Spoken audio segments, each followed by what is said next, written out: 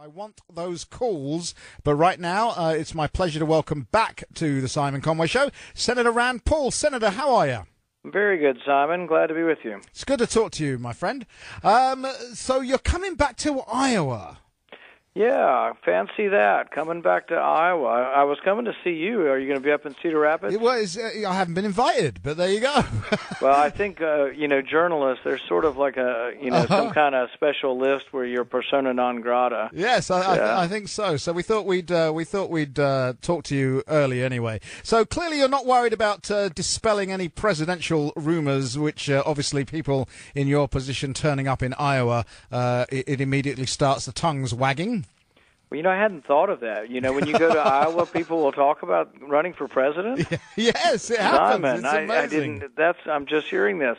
No, I mean, we recognize that, obviously, and, people come to Iowa, and it's also great for Iowa because all of the nation's leaders, whether they're running or not, they come, and Iowa gets to hear and see and review all these people, but also gives Iowa, a big voice, and it also gives a voice to those who do come to Iowa to talk about national issues. So I am excited about it. We'll be talking some about, the disaster in Benghazi and Hillary Clinton's role in that. And I think that's something that really there hasn't been enough discussion of, and the House now is subpoenaing people. So I think really you're going to hear more and more about this as it unfolds. It's shocking what we're hearing today on one level. It's shocking on one level, and yet on another level, there's a part of me that isn't all that surprised, because if you look at the politics at the time, we're 6 weeks away from a presidential election. This started with bad decisions, this is my opinion, bad decisions beforehand, a bungled response. Now, if it stopped there, it's not quite forgivable, but it's not horrific.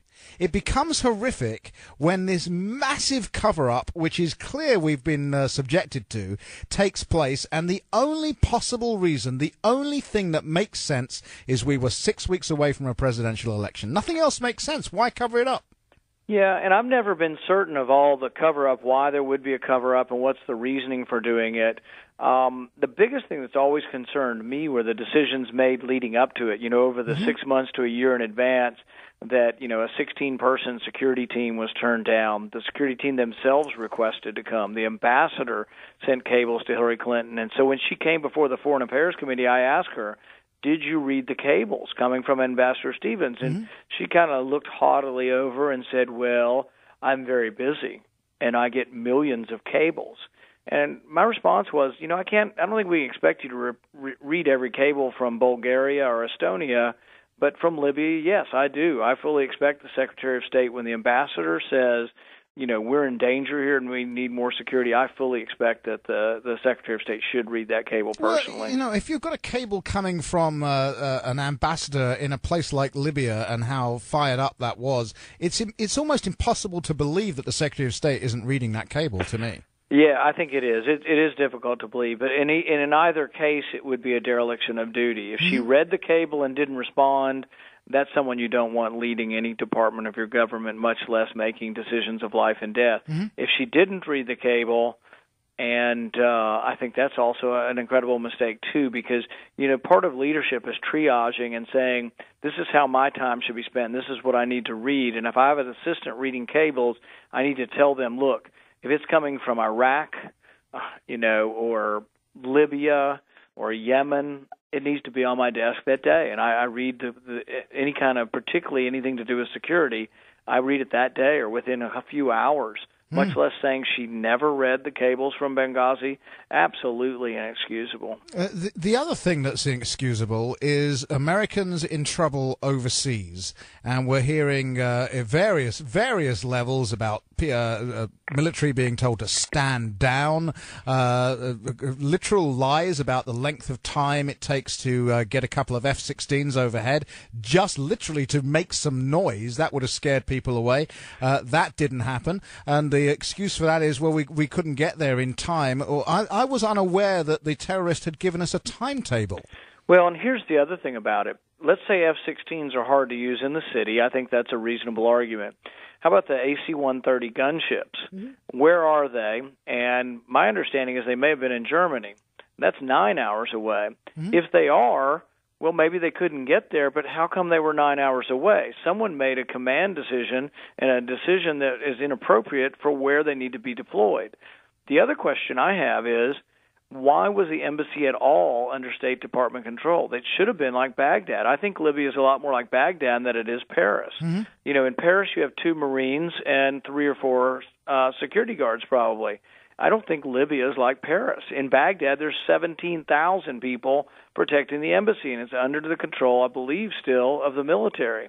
So even in the review board, when they looked over this and said they gave 64 suggestions that should have happened, many of them common sense and many of them good suggestions, but not one person in all of this other than me has been saying, you know what, Libya is still a danger because it shouldn't be under the control of the State Department. It should be under the control of the military. Exactly right. I don't know how much of the testimony you've heard today, but this is a little bit from what was after Ambassador Stevens was dead, our number 1 diplomat in Libya under questioning today. He said this. Cut 3, please, Andrew. The Libyan government had now provided us with external security around our facilities. We wanted to send further reinforcements to Benghazi.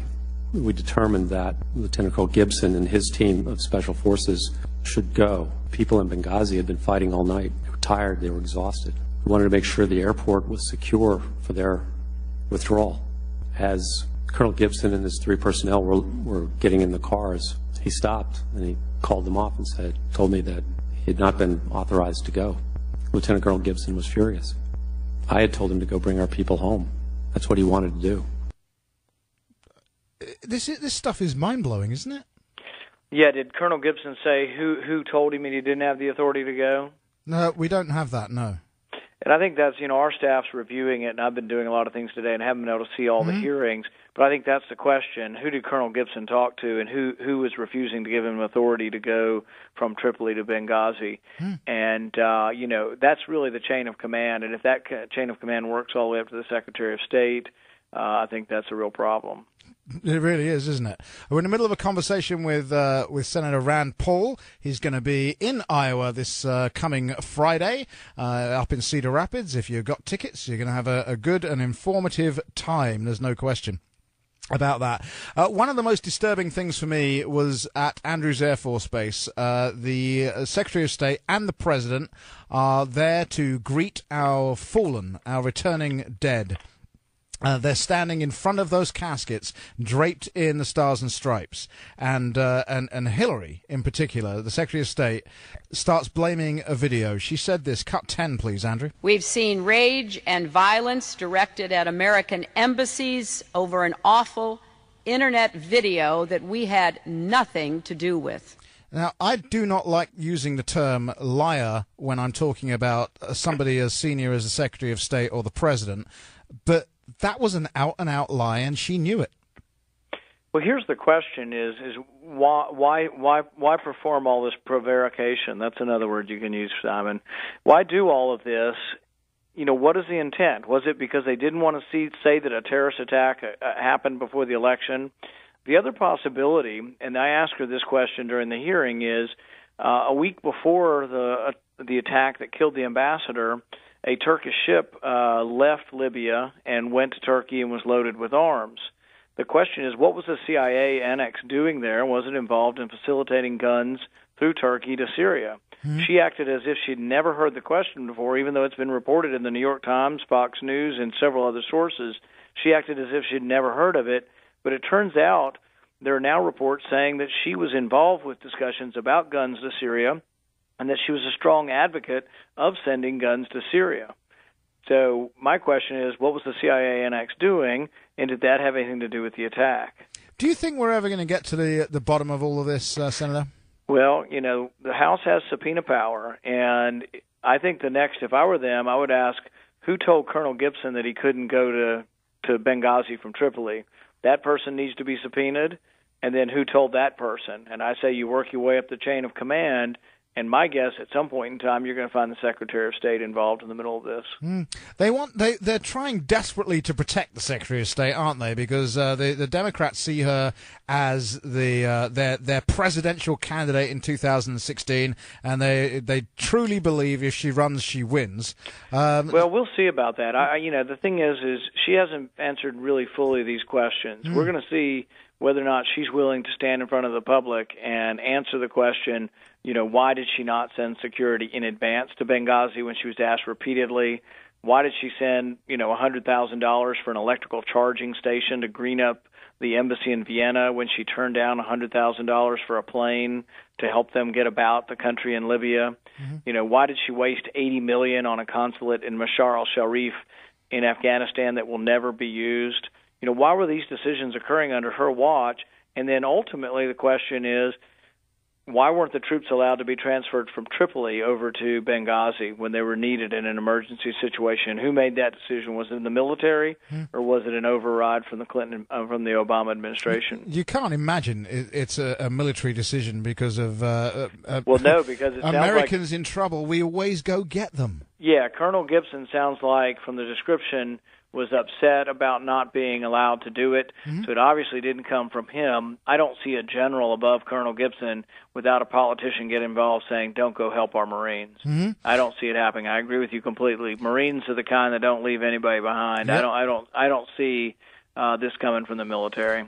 There seems to be a complete lack of care and emotion on the side of the Democrats, and I don't really want to politicize this, but they make it very difficult. Elijah Cummings, at the hearings today, again, I'm aware that you haven't heard much of this, but at the hearings today, he said this. As I listened to your testimony, I could not help but think about something that I said very recently in a eulogy for a relative. I said that death is a part of life, but so often we have to find a way to make life a part of death. I'm rarely speechless, Senator. That leaves me completely speechless. Yeah, me too, Simon. I'm not sure how to make a comment on that. I think, though, that it misses the point here that the debate is over, one, what went wrong in the chain of command here, and, how do we prevent this from happening again? I think we all have sympathy for those who died, and death is a terrible thing to deal with, but that's really not what we're discussing here. What we're discussing here is if these were your loved ones, what could be done differently the next time so someone else's loved ones don't die in a situation like this. Exactly right. We're in the middle of a conversation with Senator Rand Paul. We're going to take a quick 60 seconds to get some traffic, and then we're going to talk a little bit of immigration and a little bit about his trip to Iowa. This is News Radio 1040 WHO.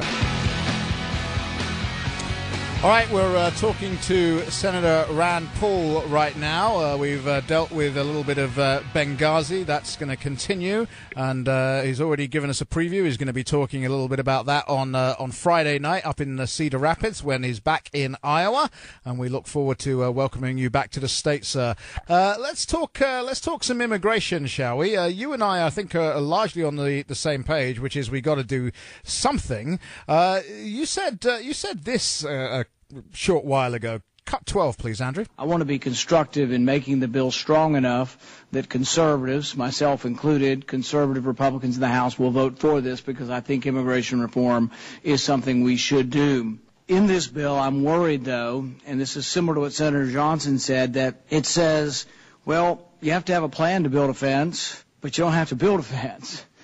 And if you don't have a plan to build the fence, then you get a commission. I don't know what happens if the commission doesn't do anything. That's the story of Washington around here.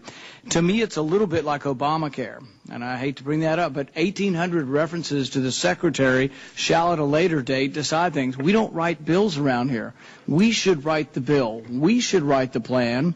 We should do these things to secure the border, whether it be fence, entry, exit. We should write it, not delegate it, because what's going to happen in 5 years if they don't do their job, it may not even be them, it may be somebody else who doesn't do their job in 5 years, and the border's not secure, we will be blamed for the next 10 million people who come here illegally. Now, I hate to say this, but you just stated the obvious. Why is it not obvious to so many other people? Well, it is kind of weird when you think about it. The fence to be built along the southern border was authorized maybe 10 years ago.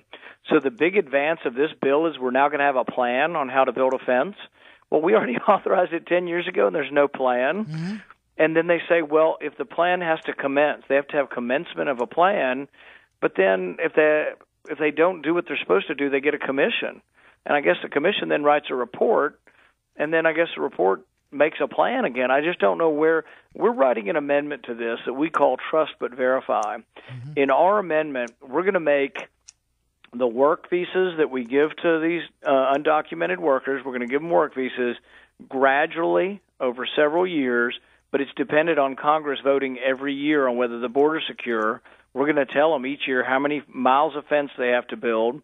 We're going to tell them that when someone's caught illegally crossing the border, they are held till their trial, they're not released. And then we'll go with some of the other triggers from the bill, but we're going to tell them not to give us a report. We will write into the bill and tell them what they actually need to do.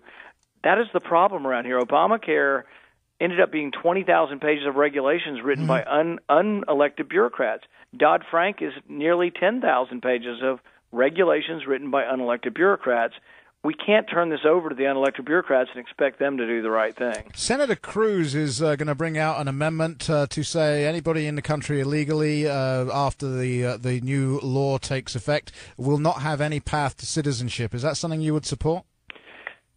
Say that again. Anyone who is an illegal immigrant right now, then they'll have some new legal status if this bill becomes law. He says no path to citizenship for those people. You know, I have something that's a little bit different. I have an amendment that's called no new pathway. Mm-hmm. So what I would say is that if you're one of those who are undocumented, you came and you overstayed your visa, and we're going to give you a work visa now, I would not give you a new pathway to citizenship, but I would let you get in the line that someone in Mexico City gets in. So tomorrow, someone from Mexico City wants to come to our country and be a citizen. They get in a line. There's about 5 million people in it. I would let workers who are in the country on a work visa get in that same line. So I would not go quite as far as Senator Cruz in precluding it and saying never. I just wouldn't give them any advantage. They'd be at the back of the line, and they would be not a new line, but the same line that already exists. The only thing I would say is that if they are here and they're working and they're fulfilling all these work requirements, they could get in the same line that someone in Mexico City gets in. Mm-hmm. You talk about the D.C. way, and I'm stunned to discover that Senator Rubio seems to have embraced some of that. Did you know, are you aware that there's money in this bill for the cruise industry in Florida? That I did not know, and I will look into that now that you've said it. I think there's about $6.5 billion in it, so we do have to be careful. There's also a few occasions where it says we will spend such sums as are necessary. That concerns me a little bit. We need to be a little more specific than such sums as are necessary. Yeah, there's also money in there, by the way, from one of the other gang of 8 for the ski industry in Colorado. That's all real, but I promise you, check it out. There's a lot of... You say cruise ships, and then you say skiing. In Colorado, right. Yes. We're going to check up on you there and make sure. I've got about a little less than a minute left. Should we not be doing 2 bills in under a minute? One just to clean up legal immigration before we tackle the other thing. You know, I've always been in favor of breaking big problems into smaller bills and passing them one at a time. That's what the House wants to do.